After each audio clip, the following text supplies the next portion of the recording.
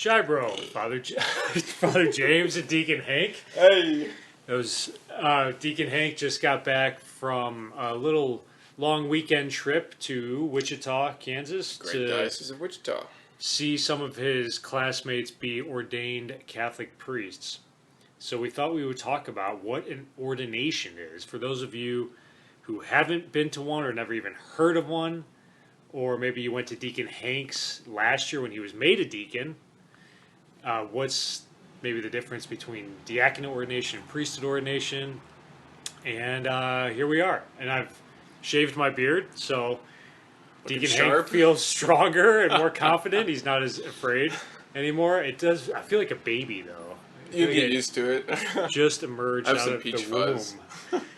Yeah, it feels so smooth now that the weather's getting warmer.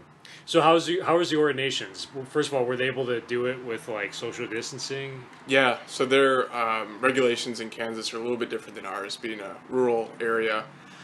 So they were able to have about 150 guests per candidate. So there were 3 guys or candidates who were going to be ordained. They had social distancing and masks during communion and such. Okay. Yeah. Bishop ordained them? Bishop ordained them. Bishop has to ordain them. Right. Though there has been some instances in history where another priest has ordained a priest. Ooh, tempting. Which I was tempted to do, but Appreciate did not it. want to disobey Cardinal Supich. No. So there's a couple, it's a long mass. Right. Okay. So if you've never been to an ordination, you're planning to go to one soon, like when Deacon Hanks gets ordained, just brace yourself. It's a long one. Okay. It's like an opera. Some crucial parts of the ordination, Deacon Hank. Walk us through it. Mass starts out as usual, with the first major part is right after the homily, or actually before the homily.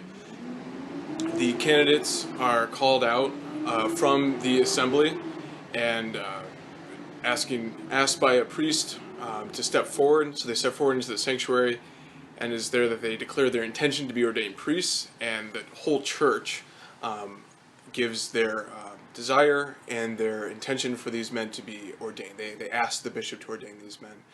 So kind of a cool back and forth between the bishop and the church herself. And the rector of the seminary usually vouches that the bishop asks, are these men ready to be ordained? Right. Something like that. The rector of the seminary gets up and says, yes, the church believes these men are ready for ordination. Right. And if they don't have their own seminary, then it's usually the vocation director. So that's kind of cool that, like, no man is entitled to ordination. True. And the church has to elect their priests in a way.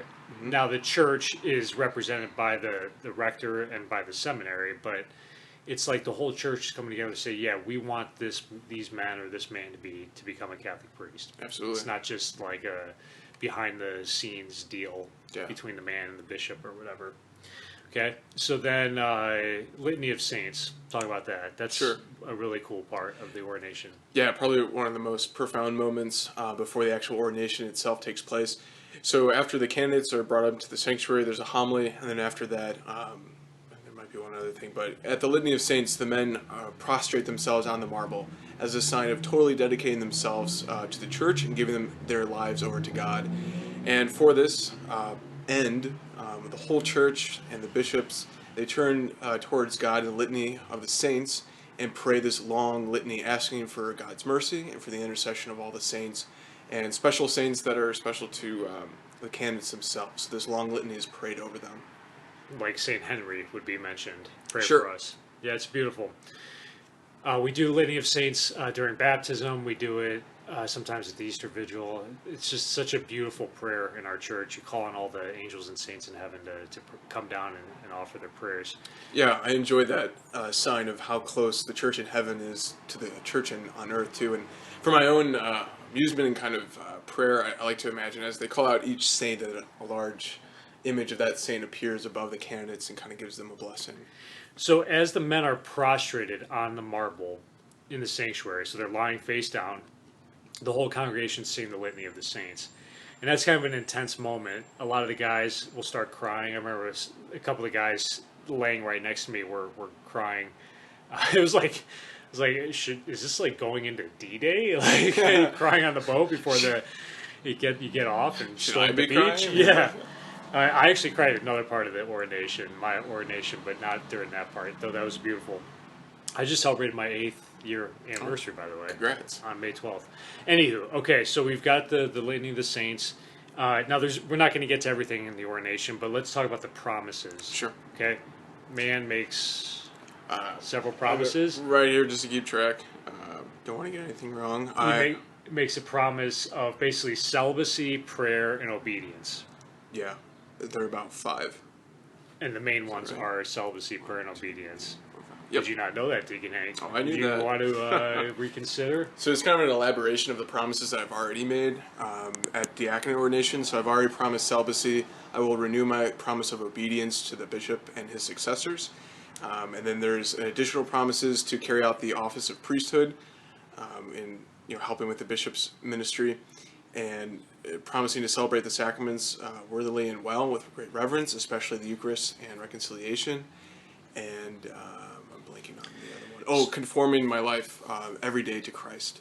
So, what are the way the bishop asks? So the man goes before the bishop, and he'll ask him.